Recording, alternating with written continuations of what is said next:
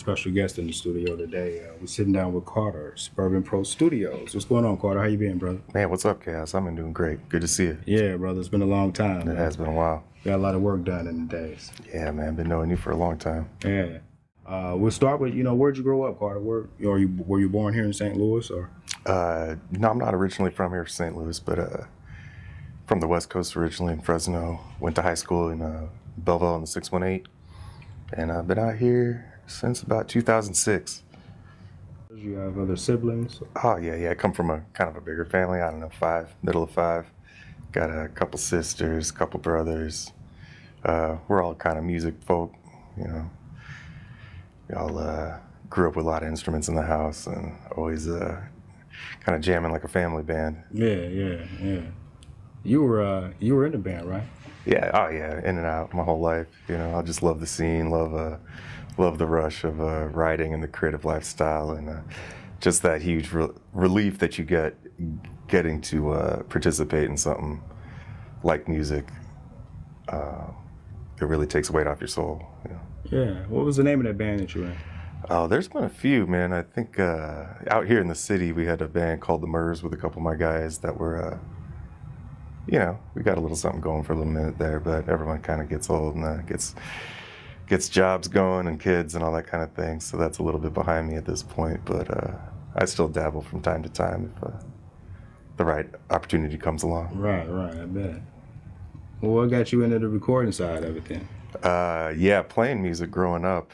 I had a band, I guess we were in high school or something, and we had paid a guy a bunch of money for my buddy's church to try to get a record together for us. He had a bunch of old equipment, acted like he knew what he was doing. We spent a lot of time and money on the process, and it just wasn't what we wanted, at the end of the day. So just started collecting gear for myself and ran into my partner, Matt, and we had some projects that we started to record, and it started off pretty rough, but trial and error, get new equipment, get a new vision for the process, and sooner or later, you start making stuff that feels pretty good.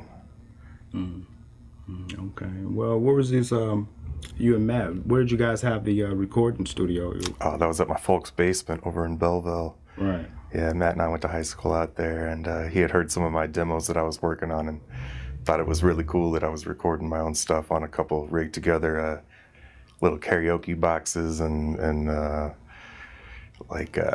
stereo, boom boxes that I had in my basement. Right. I just had kind of taken them apart and rerouted them together, and allowed me to record some pretty silly stuff that he thought was pretty neat. But and then I guess you guys, that's when you you got into the professional studio business there? Oh yeah, well, some years later, yeah, and we took that operation up to the attic and started tinkering around up there, and then got in the fold over at Jupiter Studios back in maybe 2004, something like that. And that gave us, enough experience and insight into the industry to get our own space started. And probably in about 2006, I believe, was when me and Matt branched out and started the Suburban Pro Studios enterprise. Okay. Yeah. And how lucrative has the studio business been, do you think, here in St. Louis for you guys? Well, lucrative, it's not incredibly lucrative. It's enough to keep the gear up to date and to put some food in your mouth, but it's not, no one's getting rich or anything. Always trying to make that hit, that's the focus. You got to keep driving yourself to stay creative and stay on point day after day to, give the people that mess with you in the studio that opportunity to succeed, because if they succeed, we all succeed. And that's really the goal, is to have the right vision for the clients that come in and deal with me to create the next big hit, or to create a great project that people can gravitate towards, that people can learn from, that they can enjoy. Right, okay. Yeah, I know you mentioned working at Jupiter and what year that was. That's you've been around a lot of artists, I'm sure you've seen come through. Are there any notable artists that you work with in your time, or? From St. Louis? Yeah. Sure. I mean, about near everyone that I know, at least, people run in different circles, but everyone's notable in their own way. It's hard for me to exactly quantify that notoriety because it changes from year to year. how you could tell who's popping and whatnot. You know, some people do well with the shows. They could draw a lot of people locally. Other people have a great online presence, and it might not even be anything that people here in St. Louis even recognize.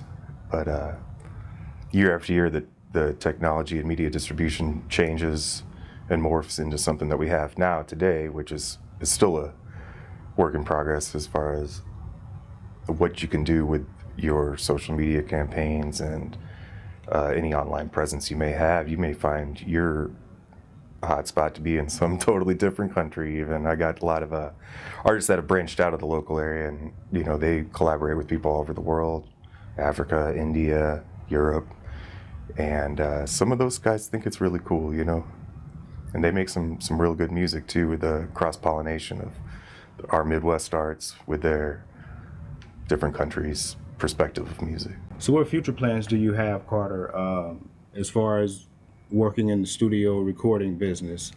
How long do you think this will be something you'll stick with? As long as the situation allows me, really. Currently, life has taken me down to Birmingham, Alabama, with the family, so I will be here in St. Louis and I'll be in Birmingham. And it'll be interesting to see how they respond to my techniques and all that.